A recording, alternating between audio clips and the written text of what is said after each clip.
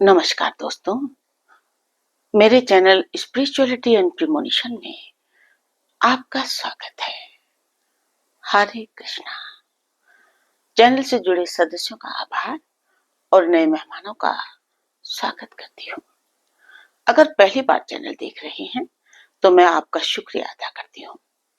Please मेरे channel को like और सब्सक्राइब कीजिएगा। मुझे पूर्ण विश्वास है कि मेरी विकास यात्रा में आपका सहयोग हमेशा मेरे साथ बना रहेगा। दोस्तों, जैसा कि मैंने पिछले वीडियो में आपको बताया था कि कुंडली में छठे, आठवें और 12वें भाव, जिन्हें त्रिक भाव, मेलेफिक भाव यानी खराब भाव कहा जाता है, इन भावों में जन्मे व्यक्ति पूर्व जन्म के पापों की सजा काटने के लिए ईश्वर द्वारा इन भावों में जन्म लेते हैं। यानी इन जातकों के साथ प्रारब्ध जुड़ा होता है। आपको भी अपने परिजनों में ऐसे त्रिक भाव में जन्मे लोगों की मदद करनी चाहिए। मदद इस तरह से की जा सकती है कि उनको ये अच्छी तरह से बता देना चाहिए कि इस जीवन को बड़ी निष्ठा और ईमानदारी से जीना है, जिससे पिछले पाप कर्मों से मुक्ति भी मिले और आगे अगले जन्म में प्रभु द्वारा उन्हें अच्छे भाव में जन्म मिले।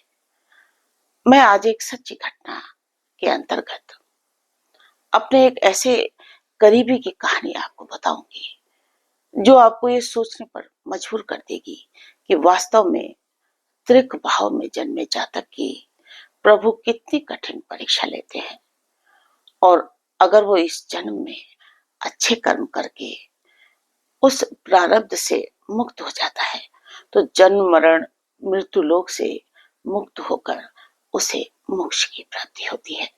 और अगर इस जन्म में भी अज्ञानतावश त्रिक भाव में जन्मा जातक पाप और बुरे कर्म करता है तो उसे दोबारा इन्हीं त्रिक भाव में सजा काटने के लिए ईश्वर द्वारा भेजा जाता है। जातक अपना संपूर्ण जीवन एक सजा की तरह काटता है। दोस्तों, मेरी माँ के एक धर्म भाई हैं जिनका एक बेटा दीपक कुछ वर्ष दिल्ली में भी रहा। वो हमसे मिलता जुलता था और बाद में वो नैनीताल चले गए। दीपक भाई से मेरा और मेरी मकर राशि माँ का विशेष स्नेह रहा है। मीन राशि यानी कुंडली के 12वें भाव त्रिक भाव में जन्मे दीपक भाई के जीवन को मैंने बड़े करीब से देखा है। ये विवाह पूर्व अपने भाई बहनों के लिए समर्पित रहे, अत्यंत सरल और संवेदनशील हैं। देवगुरु बृहस्पति मीन राशि के स्वामी होते हैं और मीन राशि के जातकों को अलौकिक अंतर ज्ञान होता है और इसी 12वें भाव से मोक्ष का विचार भी आता है, विचार भी होता है। जल तत्व की राशि होने के कारण ये जातक दयालु और भावुक होते हैं और यही कारण है कि त्रिक भाव में जन्म लेने के बाद इनकी राशि के स्वामी गुरुदेव बृहस्पति इन्हें इस जीवन में कोई भी ऐसी गलती नहीं करने देते जिससे दोबारा ये मृत्यु लोक में आकर प्रारब्ध झेलते रहे। परिवार के लिए समर्पित दीपक भाई का विवाह घर वालों द्वारा ही तय किया गया था। इनके त्रिक भाव, मेलेफिक भाव, 12वें भाव ने अपने रंग यहीं से दिखाने शुरू कर दिए थे।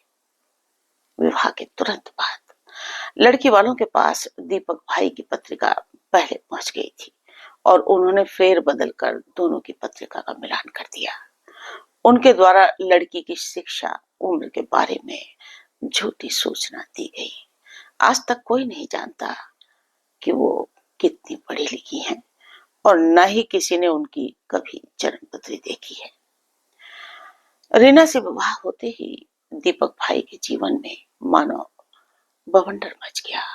वो स्त्री इतनी तेज और बाचाल थी कि उससे बात करना भी मुश्किल था। जबकि रिश्ता परिजनों की ही देन था, उसके बाद भी परिजन दीपक भाई को ही दोष देने लगे कि आप रीना को कंट्रोल करो, लेकिन वो विवश थे। विवाह के बाद दीपक भाई अपने परिजनों और परिवार से दूर होते गए और उदास रहने लगे। अक्सर देखा गया है कि विवाह के बाद लोग लड़की की ही चिंता करते हैं, लेकिन सच्चाई ये है कि 40% भोले भाले लड़के भी आज भी विवाह के समय परिजनों और पत्नी के विवादों के बीच फंसते चले जाते हैं और समझ नहीं पाते कि किसके पक्ष में खड़े हों। उसके बाद फिर उनके बच्चे भी हुए। पत्नी बहुत निर्दयी थी। पढ़ाई के चक्कर में बच्चों को भी बुरी तरह से पीटने लगी। आज भी बच्चों के चेहरे और शरीर पर उसने कभी न मिटने वाली छाप छोड़ रखी है। ये त्रिक भाव का ही असर है। जब जातक विवश होकर अपने खून के साथ होती दरिंदगी की खिलाफत भी नहीं कर पाता। खैर, दीपक भाई ने बच्चों की उच्च शिक्षा में कोई कमी नहीं की और बच्चे अच्छी नौकरी करने लगे। अब पत्नी रीना ने अपनी मर्जी से लड़की देखकर बेटे का विवाह तय कर दिया। सबने सोचा अब दीपक की पत्नी बहू के आने के बाद शांत हो जाएगी, लेकिन ऐसा नहीं हुआ। अब वो बहू से भी लड़ने लगी और हैरान कर देने वाली बात यह होती थी कि दीपक भाई की पत्नी हाथापाई और धक्का मुक्की करके लड़ती थी। अब ये बहू भी उसकी कार्बन कॉपी निकली। रोज घर में महाभारत होने लगी। दीपक भाई बहुत परेशान और खुद को अकेला महसूस करते थे, लेकिन वो कुछ नहीं कहते थे क्योंकि पति से बहस करना मुश्किल था। और फिर रीना ने दिमाग चलाया और बेटे और बहू को अलग कर दिया और एक किश्त वाला फ्लैट उनको दिलवा दिया। अब देखिए, पत्नी की गुंडागर्दी और बेवकूफियों का खामियाजा दीपक भाई ही उठाता जा रहा था। दीपक भाई को रिटायरमेंट के समय जो धनराशि उनके ऑफिस से मिली थी, वो बेटे को अलग मकान दिलवाने में खर्च कर दी गई। दीपक सिर्फ हर जाने बढ़ता जा रहा था, मानो ये उसकी पूर्व जन्म की देनदारी थी।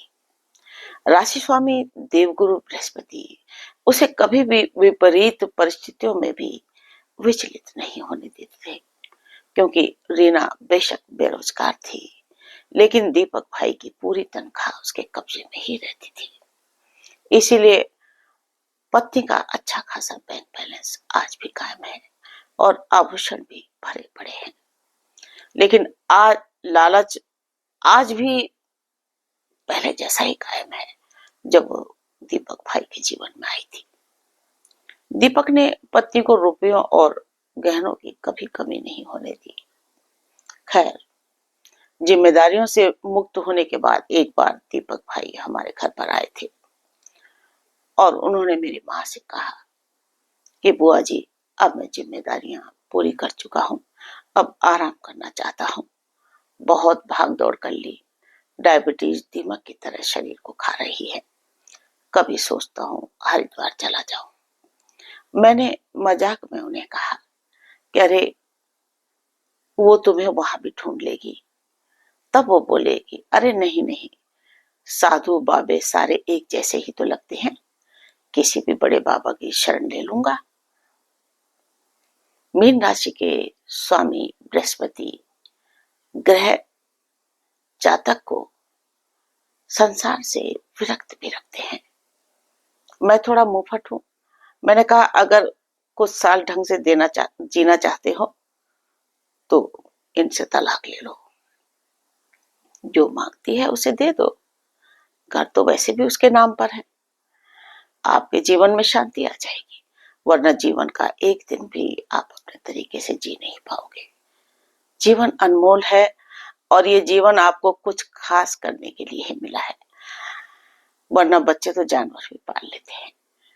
आपने तो आगे बहुत बड़े काम करने हैं। दीपक भाई मेरी बात मान गए। मैंने तलाक के कागज बनवाए और उनके घर पर गई और स्पष्ट तरीके से रीना को कहा कि आप तो बार बार दीपक भाई को कहती हो कि मैं आपसे और इस जीवन से तंग आ चुकी हूँ, आप तलाक ले सकती हो। सारी जिम्मेदारियां भी पूरी हो चुकी हैं। मेरे पास उसके खिलाफ मजबूत पॉइंट्स थे, लेकिन उसने एकदम क्रिकेट की तरह रंग बदल डाला और शांत हो गई। वो बोली कि मैंने खुद ही महसूस किया है कि मेरे व्यवहार से दीपक को चोट लगी है। मुझे काफी गुस्सा आता है। मैं भविष्य में कभी भी दीपक को तंग नहीं करूंगी। और फिर मैंने भी सोचा कि इनको एक चांस तो देना चाहिए। फिर वो कुछ समय शांत रही। लेकिन अब इधर रीना के द्वारा बेटे बहू को फ्लैट देकर अलग करने के बाद नई बहू ने अकेला देखकर बेटे को बहुत परेशान करना शुरू कर दिया। नई बहू बिल्कुल रीना की कार्बन कॉपी थी। बेटा प्रताड़ना सह नहीं पाया और बीमार हो गया। तू डाल डाल वो पात पात वाली स्थिति हो गई। रीना की सारी गणित बेकार हो गई।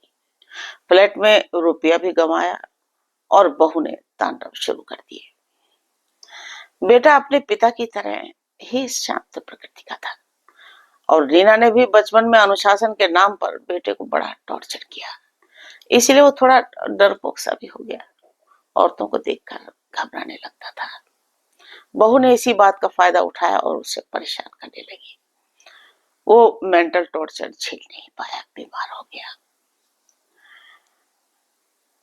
उसके बाद उसे दिल्ली इलाज के लिए लाया गया। उसकी मेडिकल फाइल देखकर मुझे बहुत दुख हुआ। फाइनली वो बहू तलाक मांगने लगी और सबको जेल भेजने की धमकी भी देने लगी। दरअसल वो अंदर से ही प्लान कर चुकी थी। वो एक लालची औरत थी। उसे अच्छी खासी एलिमनी चाहिए थी। दीपक भाई ने बहू को बहुत समझाया, लेकिन वो नहीं मानी।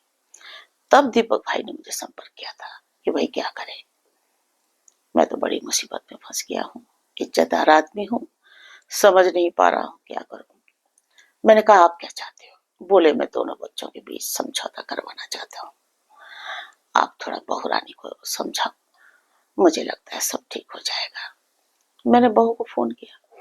पहले तो उसने बड़े पढ़े लिखे तरीके से बात की, लेकिन जब मैंने समझौते की बात की तो वो एकदम बिगड़ गई। बोली देखिए मेरे घर को उजाड़ने वाली मेरी सास है और उसके खिलाफ मेरे पास पुख्ता सबूत हैं। मुझे पापा जी यानी उसके ससुर से उसे कोई शिकायत नहीं है, लेकिन मेरी सास क्रिमिनल माइंड की है।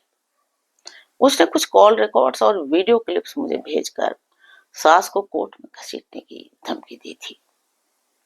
उनकी उसकी बातें और सबूत देखकर मुझे आभास हो चुका था ये रीना को जेल भेजना चाहती है।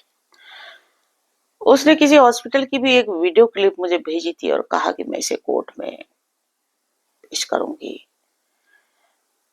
मुझे पता था कि अगर ये नीचता पर आ गई तो और तो किसी को क्या होगा, लेकिन इस सारे बवंडर को दीपक भाई झेल नहीं पाएंगे। तब मैंने किसी तरह से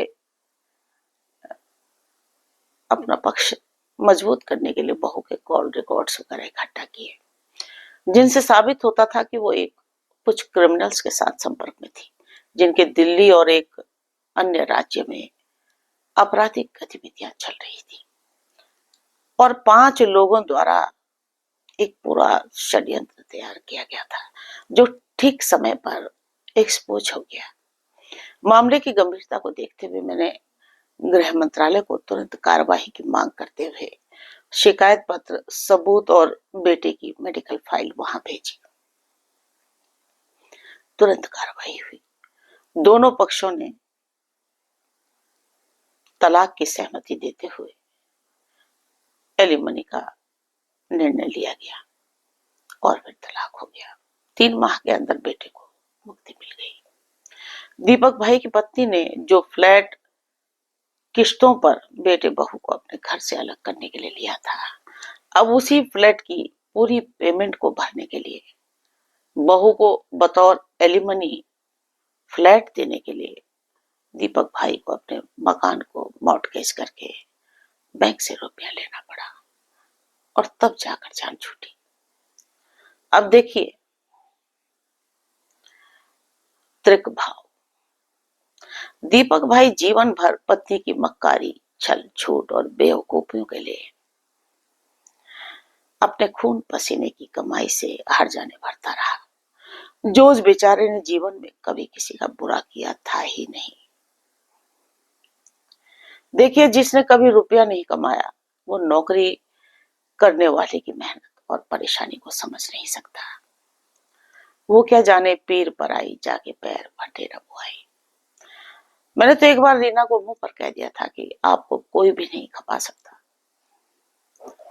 मुझसे तो रीना को इतनी एलर्जी थी कि न वो मेरे विवाह में आई थी और न ही वो मेरे किसी भी शुभ कार्य में कभी भी खड़ी हुई। उसकी नफरत को मैं नाप सकती हूँ। अपने इस पूरे जीवन में मुझे इतना याद है कि रीना से शायद मैंने 3 घंटे भी कभी बैठकर इस जीवन में बात नहीं की, इतने बड़े जीवन, क्योंकि मुझे ज्ञान था कि ये सजा के रूप में ही दीपक की जिंदगी में आई है और ये आजीवन बवंडर करेगी। मैं कई बार नैनीताल जाती हूँ, लेकिन दीपक भाई से बाहर ही मिलती हूँ, घर पर नहीं जाती। वहां उतने बड़े घर में वो अकेली रहती है। खैर, जिसका जितना समय साथ रहने का होता है, उसके साथ मेरा जितना समय था वो कट चुका है। अब आगे मुलाकात हो ना हो कुछ नहीं कहा जा सकता। एक बार मैंने दीपक भाई को फोन किया, मुझे कुछ उनसे काम था, तो बोले कि अभी थोड़ा मैं बिजी हूँ, आधे घंटे बाद फोन करूंगा, पत्नी बीमार है। ये कई बार बीमार भी पड़ जाती थी। उसने बड़ी सेवा की इसकी। उस दिन वो बोले कि मैं खिचड़ी बना रहा हूँ। मैंने कहा, अरे भगवान ने सब कुछ दिया है, एक डोमेस्टिक हेल्प रख लीजिए ना। तो बोले नहीं, पत्नी नहीं रखने देती। मेरा भी दिल करता है, लेकिन क्या करूं, मजबूर हूं। उसका मानना है कि कहीं जो डोमेस्टिक हेल्प चोरी चकारी न कर ले। यानी करोड़ों की संपत्ति होने के बाद भी रीना का दिमाग आज भी धने लहसुन प्याज पर ही टिका हुआ है। ये कई बार बहुत बीमार पड़ी दीपक भाई को। देखिए, सब कुछ होने के बाद भी उसको घर के काम करने पड़े, लेकिन तब भी उस घर में डोमेस्टिक हेल्प को नहीं रखा गया। कारण एक ही है, चोरी चकारी न कर ले। मैंने दीपक भाई को कहा, जब तक ये भक्ति का मार्ग नहीं पकड़ेगी तब तक ये सारे दिन रुपए गहने ही गिनती रहेगी। चोरी का भय हमेशा लालची व्यक्ति को ही बना रहता है, जबकि दीपक भाई सांसारिकता से बहुत ऊपर लेवल पर जा चुका है। इस उम्र में भी चेहरे में उसके एक दिव्य चमक है, जबकि रीना डरावनी लगने लगी है। दीपक के भाई भी डरावने लगते हैं, लेकिन दीपक भाई त्रिक भाव के कष्ट, सजा और प्रारब्ध को झेल रहा है। दीपक भाई के अन्य 3 भाइयों और बहनों ने भी उनका कभी सम्मान नहीं किया, और उसका कारण सिर्फ उसकी पत्नी रीना ही थी। छोटे भाई भी बड़ा अनाप शनाप बोलते थे, लिखते थे, लेकिन दीपक भाई ने पलटकर कभी किसी को बुरा नहीं कहा। वो बड़े प्रेम से सबसे मिलते हैं। रिटायरमेंट के बाद भी विधाता ने उनके, समझ लीजिए, नेक कार्यों की समीक्षा करते हुए उन्हें ऐसे कार्यों की जिम्मेदारी दे दी कि वो फिर लगातार समाज सेवा के कार्यों में लग गए। समाज सेवा के कार्य से जुड़कर उन्हें बड़ा सुकून मिला, अकेले में रहने का अवसर मिला। रिटायरमेंट के बाद उन्होंने समाज सेवा शुरू की और समाज के लिए बड़े बड़े असंभव कार्य किए। आज प्रतिष्ठित लोगों से उनकी जान पहचान। दीपक भाई बड़े ही मेहनती इंसान है। उनकी जन्म पत्रिका मैंने देखी है। इनकी पत्नी रीना स्वयं को लक्ष्मी का अवतार बताकर अपनी समृद्धि को, अपने घर की समृद्धि को खुद के भाग्य से तोलती रही, लेकिन ये बात गलत है। ये सारी समृद्धि, धन दौलत सिर्फ दीपक भाई के भाग्य से ही मिला है। ये तो साक्षात कुबेर है। दोस्तों, त्रिक भाव यानी मैलेफिक भाव में जन्मे व्यक्ति को विधाता कई तरीकों से धन तो देता है, लेकिन साथ ही ईश्वर परीक्षा भी लेता है। धन इसीलिए देता है कि वो इस जन्म में जातक ज्यादा से ज्यादा दान धर्म में खर्च कर अपने पूर्व जन्म के पापों को धो सके और मोक्ष को प्राप्त कर सके। लेकिन अज्ञानी त्रिक भाव में जन्मा जातक कंजूस और धन को मल्टीप्लाई करने में लग जाता है। विधाता सब लेखा जोखा लिखता रहता है और उसका धन उसकी नीच औलादें खाती हैं और ज्यादातर धन बीमारियों पर खर्च होता है।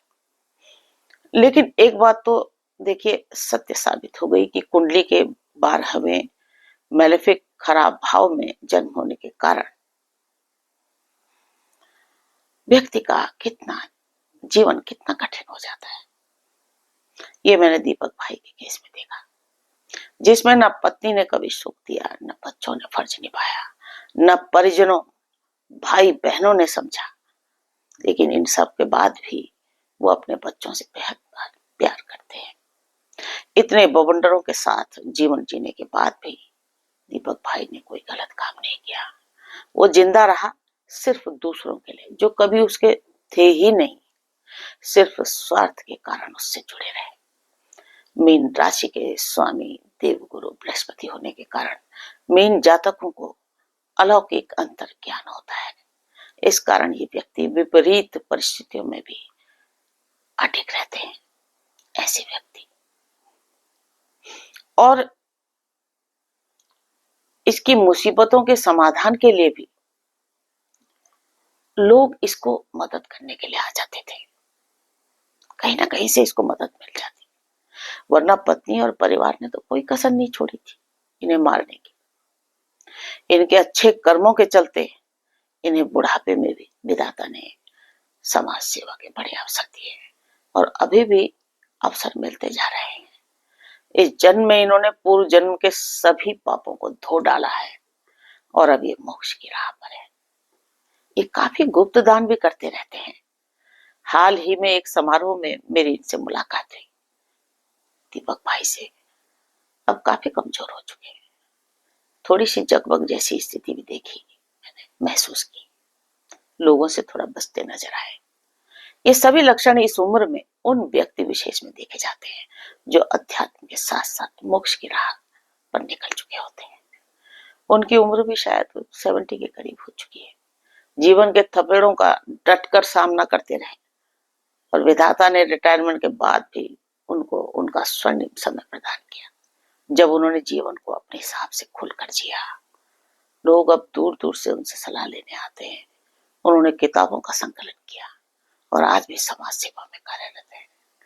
दुनिया का ये दस्तूर है कि जीते जी व्यक्ति की लोग पहचान नहीं कर पाते। जब भगवान भी इस धरती पर दुखी रहे तो इंसानों की तो बात ही क्या है। ये कभी ना सोचे कि व्यक्ति अगर अकेला रहकर खुश है तो वो दुनिया से हारा हुआ है।